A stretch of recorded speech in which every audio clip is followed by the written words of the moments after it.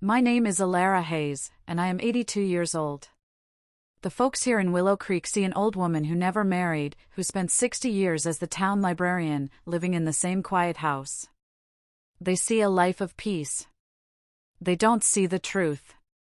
They don't know that my life has been a war, fought in silence, ever since the day my clock stopped. I am 82, but today, I am 22 again. It is June 12, 1964. The air in our small church is warm and smells of my mother's garden roses and old, polished wood. The sunlight streaming through the stained glass windows turns the dust into diamonds. This is my day. I am in my mother's dress, altered with lace we saved for months to buy. I am about to marry Arthur Vance. My father, his rough farmer's hand trembling in mine, squeezes my arm. "You look like an angel, Alara," he whispers, his voice thick. I smile, my heart beating so hard I think it might break right through the satin. I am not an angel. I am just a girl from the poor side of town, and I am marrying the kindest, most wonderful man I have ever known. His family, the Vances, are wealthy. They own the lumber mill. They sit in the front pew, stiff and proud, all except him. Arthur is different. He sees the world in colors I'm still learning. He is gentle, and he loves me. I start my walk. The organ plays. Every face turns to me, smiling. I see my mother dabbing her eyes. I see my little sister, grinning. And then I see the altar. I see Arthur. He is impossibly handsome in his black suit. But he is not looking at me. He is staring straight ahead, his face the color of wet ash. His older brother, David, his best man, is standing beside him, rigid as a soldier. I see David lean in and whisper something in Arthur's ear. Arthur flinches, a violent, full-body shudder. My smile falters. The happy music sounds distant. I am halfway down the aisle. My father feels my hesitation. "What is it, child?" he murmurs. I can't answer. I am close enough now to see Arthur's eyes. They are wide, not with love, but with a terror so profound, so absolute, that it stops my breath. He looks trapped. He looks like an animal caught in a snare. I reach the altar. My father tries to place my hand in Arthur's. Arthur won't take it. He can't. He is shaking, his teeth chattering. "Arthur?" I whisper, the single word a small, broken sound in the sudden, heavy silence of the church. The organist has stopped playing. Everyone is staring. I. Arthur chokes out, his eyes darting from his brother to me, and back to his brother. He looks at me, his face collapsing in agony. "Alara, forgive me. I can't." And then, he turns. He doesn't walk. He runs. He shoves past a startled usher and bolts down the side aisle. The heavy oak door slams open, bangs against the stone wall, and then swings shut, leaving behind a silence so deep it feels like a grave. I stand there, alone at the altar, my bouquet of roses still in my hand. The humiliation is a physical fire, scorching my skin. I can hear a woman in the third pew begin to sob. I close my eyes. My life is over. I didn't faint. I didn't scream. I wish I had. Instead, a cold, hard numbness settled over me, a suit of armor I would wear for the next 60 years. My father, his face a mask of thunder, simply took my arm, turned me around, and walked me back down that long, empty aisle.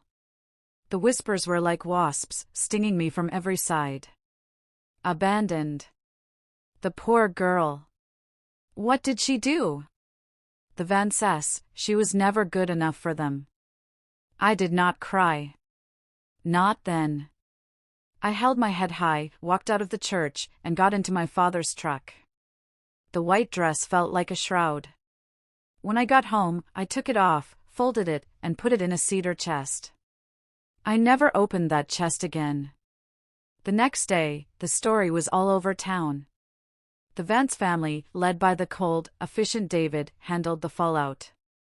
They put a notice in the paper: the wedding of Arthur Vance and Alara Hayes has been cancelled due to Mr. Vance's sudden and severe nervous collapse. He has been sent away for convalescence. Sent away. It was so clean, so sterile. It made him the victim of an illness, and it made me, what? The woman he ran from. The woman who broke him. The shame was a poison that seeped into everything. My father, a proud man, grew quiet. My mother's eyes were always red. People in town were kind, but it was the kindness one shows to the afflicted, the broken. I was poor Alara, the girl left at the altar. Arthur vanished. His car was gone. His apartment was emptied. The Vances closed up their large family home and moved to the city within 6 months. They were gone, and they took all the answers with them. There was no letter from Arthur. No phone call. No word. Just a deafening, soul-crushing silence. I had to live. I got a job at the Willow Creek Public Library, hiding myself in the quiet, dusty stacks. The books became my friends. Their stories were my life.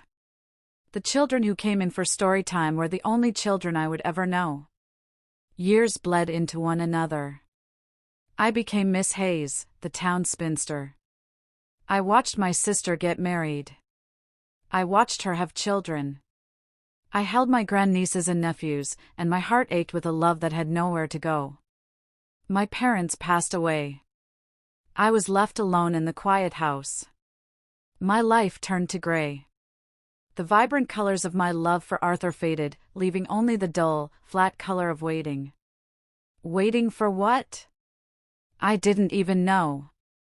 I just knew I was still that girl, frozen at the altar, forever 22. Decades passed. The 1960s became the 70s, then the 80s.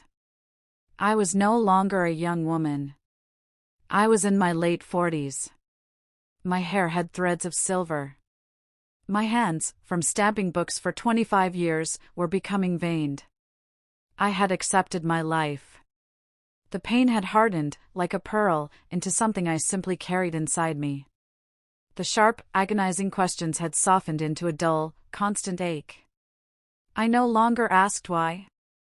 I simply accepted what is. I had my garden, my books, and my quiet routines. I had found a fragile peace. And then, one rainy Tuesday in November of 1989, that peace was shattered. The mail arrived, wet and smelling of pulp. It was all bills and catalogs, except for one. A thin, white envelope, cheap and flimsy. My address was typed, the letters uneven. There was no return address. Just a postmark from a town I'd never heard of, Ashton Pines, Pennsylvania. I opened it, thinking it was a mistake. Inside was a single sheet of cheap, lined paper, torn from a notebook. The handwriting was a shaky, spidery scrawl, written in pencil, the letters dug deep into the paper. It was like a child's writing. It said, "My dearest Alara." My heart stopped. My breath hitched in my throat. I knew that E. I knew the loop of that L. I would know it in the dark. I would know it in my grave. It was Arthur's. I sank into my kitchen chair, my legs giving way. My hands trembled so violently I could barely read the words. Alara, it read. I am so sorry. They lied. He lied. The wedding day. David told me you were dead. Said you were killed in a car crash on the way to the church. He said I went mad with grief. He put me here. A hospital. It's a hospital, Alara. I have been here 25 years. He told them I was crazy. He said I was a danger. It's a lie. All of it. I am not crazy. I just miss you. They don't let me write.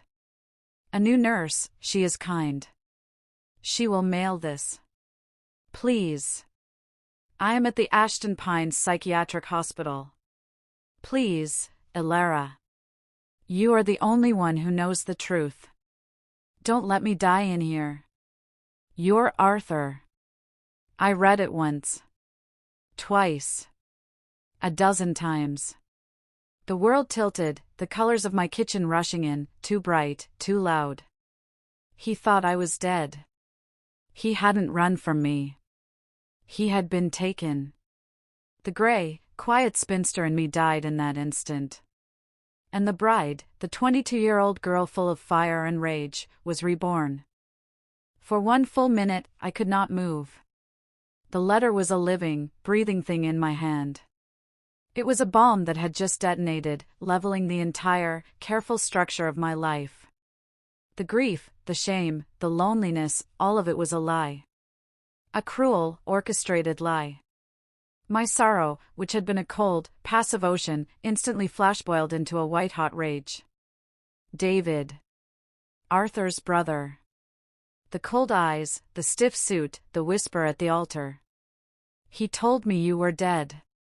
He had stolen Arthur. He had stolen my husband. He had stolen my life, my name, my children, my entire future. And he had left me to rot in the prison of the town's pity, while Arthur rotted in a real one. I stood up. The chair scraped loudly against the floor. I walked to my bedroom, my movements stiff, robotic. I pulled my old, dusty suitcase from the top of the closet. I packed a pair of slacks, a clean blouse, my toothbrush, and my savings passbook. I was 47 years old. I had not driven outside of Willow Creek since my father's funeral 10 years prior. I didn't care. I went to the kitchen and grabbed the letter, my car keys, and the small tin box where I kept my emergency money. I didn't call the library to say I'd be out. I didn't tell my neighbors. I didn't even pack a snack. I was a woman possessed. I got into my old, reliable sedan, and I pointed it east. Ashton Pines, Pennsylvania. It was a 6-hour drive. I drove through the night. I was terrified of the highways, of the massive trucks that roared past me, but my fury was a shield. It was a fuel that burned brighter than my fear. Every time my courage wavered, I would touch the letter on the passenger seat. He told me you were dead. Every mile that passed, I was unliving my past. I wasn't poor Elara anymore. I was a rescuer. I was a warrior. I was a bride, finally on the way to her groom. I arrived at dawn. The town of Ashton Pines was nestled in a dark, cold valley, shadowed by mountains. And there, on a hill overlooking the town, was the hospital. It was not a modern, clean place. It was a looming, Victorian monster of red brick and slate, surrounded by a high, wrought iron fence. It looked like a place from a nightmare. It looked like a place people went to be forgotten. My hands were shaking again, but not from fear. From rage. I parked the car, walked up the cracked stone steps, and pushed open the heavy, groaning doors. The air inside smelled of bleach, boiled cabbage, and a deep, profound sadness. I walked to the front desk, where a bored-looking nurse sat under a buzzing fluorescent light. I stood up straight, my back as stiff as iron. "My name is Elara Hayes," I said, my voice clear and loud in the awful quiet. "I am here to see Arthur Vance." The nurse looked up, her expression changing from boredom to confusion. She typed the name into her computer. "Arthur Vance?" she repeated, frowning. "Ma'am, Mr. Vance is a long-term patient. He doesn't receive visitors." I placed my hands flat on the high counter. "I am his visitor. I am his fiancé." The word felt strange and powerful on my tongue. Fiancé. After all these years. The nurse, flustered, made a phone call. A few minutes later, a man in a white coat came out. He looked tired and kind. "Miss Hayes? I'm Dr. Miller. I'm the chief resident here." He led me to a small, cold office. I must admit, we are all in shock. We never knew, Arthur's file says his entire family is deceased and he has no living connections. That, I said, my voice shaking with controlled fury, is a lie. His brother, David Vance, had him committed. He told me Arthur ran away. He told Arthur I was dead. He buried you both. Dr. Miller's face went pale. He opened a thick, dusty file on his desk. My God, he whispered, scanning the intake forms from 1964. It's all signed by his brother. Acute paranoid schizophrenia. Violent delusions. A danger to himself and others. But, his record here, he's never been violent. He's been absent. Catatonic for the first decade. Profoundly depressed. He just gave up. We assumed it was the illness. I felt a sob rise in my throat. It wasn't illness. It was heartbreak. It was lies. I held out the letter. One of your nurses helped him. He is not absent. He is in there. Dr. Miller read the letter, his eyes widening. He stood up abruptly. Come with me. He led me down a long, pale green corridor. The smell of bleach was overwhelming. I heard a distant, muffled shout. My heart was a drum. He stopped at a heavy door, room 217. Alara, he said gently, you need to prepare yourself. The man you knew, it has been 25 years. He has been heavily medicated. He has been isolated. He is not well. I nodded, unable to speak. I was not a 22-year-old girl. I was a 47-year-old woman. I could face this. He unlocked the door. It swung open with a squeak. The room was small, with one window barred on the outside. And sitting in a plastic chair, staring at that window, was a man. He was thin, so thin. His beautiful, honey-colored hair was gone, replaced by a gray, thin whisper. His shoulders were slumped. He was just a shell. A ghost. Arthur? I whispered. He didn't turn. He just kept staring at the window. My heart, which had been beating with rage, simply broke in two. I stepped into the room. Dr. Miller stayed at the door, giving me space. The room was bare. A bed, a small metal dresser, this one chair. This was his life. This was the box they had put him in. I walked slowly, afraid I would startle him. I knelt on the cold linoleum floor in front of his chair. I was so close I could see the papery skin on his hands, the empty, vacant look in his green eyes. His beautiful green eyes, now dull and clouded. Arthur, I said again, my voice soft. Arthur, it's me.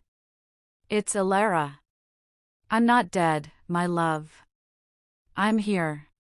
He didn't blink. He didn't move. He just continued to stare at the wall, as if I were nothing more than a draft. I felt a cold despair, a fear worse than all the years of loneliness. What if I was too late? What if David had truly destroyed him? I got your letter, I said, my voice breaking. The nurse, she mailed it. I came as soon as I got it. I drove all night. Nothing. The silence was absolute, broken only by his shallow breathing. I couldn't accept this. I would not accept this. I reached out and, my hand trembling, I touched his. His skin was cold. Arthur, I pleaded, do you remember? Do you remember the old willow tree by the creek? Where you first kissed me? You gave me a flower. A little purple one. You said it matched my eyes, which was silly, because my eyes are brown. I was rambling, the tears streaming down my face now. And our song, you used to hum it. Our love is here to stay. remember? We were going to dance to it at our wedding. I began to hum it.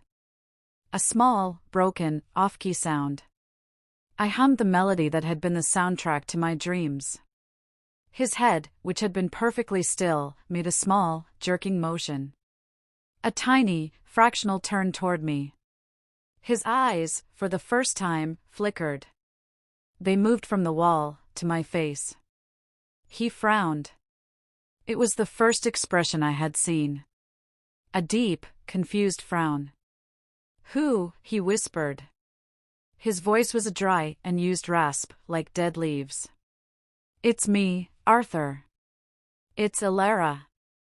I squeezed his hand, putting all the love, all the rage, all the lost years into that one touch. He stared at me, his gaze sharpening, as if focusing a lens after decades of blur. "Elara," he whispered. And then, his cold fingers slowly, weakly, closed around mine. "You're not dead?" "No, my love," I sobbed, putting my other hand on his cheek. "I am not dead. And I am taking you home."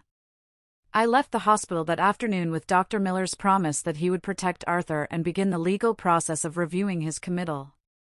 But I knew that wasn't enough. A doctor could fight the system, but I had to fight the man.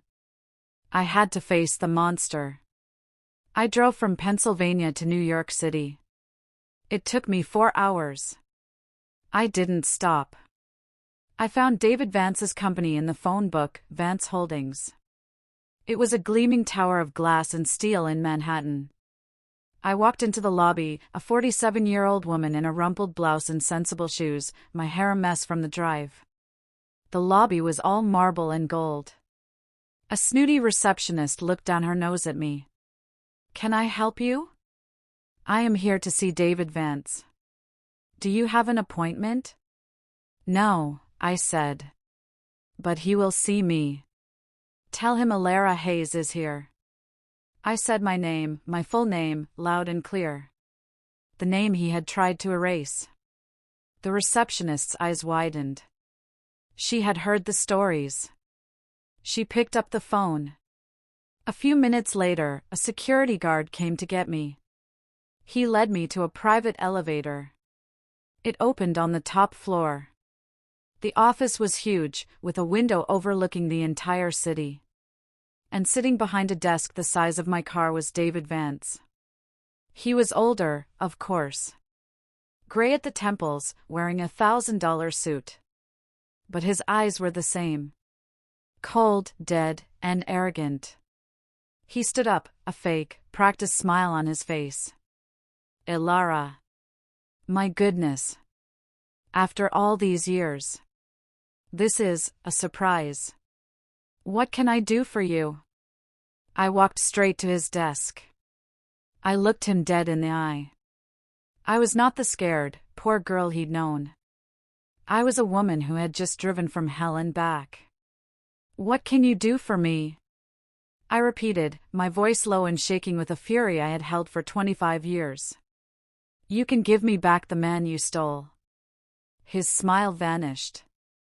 His face went rigid. "I don't know what you're talking about." "My brother. Arthur, he was very, very sick. He sadly passed away, years ago." "He is alive," I said. The words hit him like a slap. "He is in the Ashton Pines Psychiatric Hospital. Where you put him. Where you left him to rot." I threw the letter, Arthur's letter, onto his desk. "He wrote to me." David looked at the letter, and for a second, I saw it. Pure, unadulterated panic. He had built his empire on this lie, and the foundation was crumbling. David stared at the letter, his face turning a blotchy red. He tried to recover, to put his mask of control back on. This is nonsense," he sputtered, pushing the letter away as if it were on fire. "That is the rambling of a lunatic. I did what I had to do. He was sick. He was a danger." "A danger to what, David?" I shot back, my voice rising. "A danger to your inheritance?" A danger to your control of the company? I was guessing, but I saw from the flicker in his eyes that I was right. He wasn't sick. He was in love. And you couldn't stand it. You couldn't stand that he was going to marry me, a farmer's daughter. You couldn't stand that he was his own man. He was a fool. David suddenly roared, his composure cracking, the monster finally showing his face. He was a weak, sentimental fool. He was going to give it all away. Our father's legacy. He told me, the week before the wedding, he was changing his will. He was giving his entire share of the company to you. There it was. The truth. It was so ugly, so petty. It was all about money. So you destroyed him, I whispered, the horror of it settling on me. You told me he ran away, and you told him I was dead. He believed me. David laughed, a sharp, ugly sound. He was so fragile. I told him the news, and he shattered. He had a breakdown. Right there. It was convenient. I told him I'd take him to a place to rest. I had the doctors paid. I had the committal papers ready. It was easy. I saved our family. I did what had to be done. He was proud. He was proud of his cruelty. He had confessed. He thought I was just a weak old woman. He thought I was powerless. He underestimated me. He had underestimated me for 25 years. You didn't save your family, David, I said, my voice suddenly calm, cold as ice. You destroyed it. And now, everyone is going to know exactly what you did. He lunged for the intercom on his desk. Security! Get her out of here! But I was already at the door. They can't stop this, David. I'm not here for a negotiation. I'm here to tell you your time is over. I walked out of his office, leaving him standing there, his billion-dollar empire already turning to dust. I didn't just have Arthur's letter. I had a small tape recorder in my purse, and it had been running the entire time. The next 3 months were a blur. I gave the tape to Dr. Miller, who gave it to a lawyer he trusted. The story exploded. It was in every newspaper, on every television news report. Man kept in asylum for 25 years by brother. The Willow Creek betrayal. The Vance Holdings stock plummeted overnight. David was arrested. His cold, arrogant face was on the news, this time in handcuffs. The world saw him for the monster he was. And I was no longer poor Alara. The town of Willow Creek was stunned. People I had known my whole life came to my house, to the library, to apologize. To tell me I was the strongest woman they had ever known. I didn't care about that. I only cared about one thing. The legal battle to free Arthur was swift. With David's confession, the committal was ruled fraudulent. He was declared a free man. I went to Ashton Pines to bring him home. He was waiting for me, not in his room, but in the lobby, dressed in a simple suit the nurses had bought for him. He was still thin, still pale, and his eyes were still haunted by the shadows of that place. But he was standing tall. When he saw me, he didn't speak. He just walked toward me and put his arms around me. I held him. I held my Arthur. I was 47, he was 49. We had been robbed of our youth, of our middle age. But we were alive. And we were together. I drove him home to Willow Creek. I took him to my small, quiet house. At first, he was like a ghost. The world was too loud, too fast. The colors were too bright. He would sit in the garden for hours, just touching the petals of the flowers, as if relearning what real felt like. The decades of heavy medication had taken their toll. His memory was fractured. He would have good days, where he would remember our willow tree, and bad days, where he would look at me with a polite confusion, not quite sure who I was. I didn't care.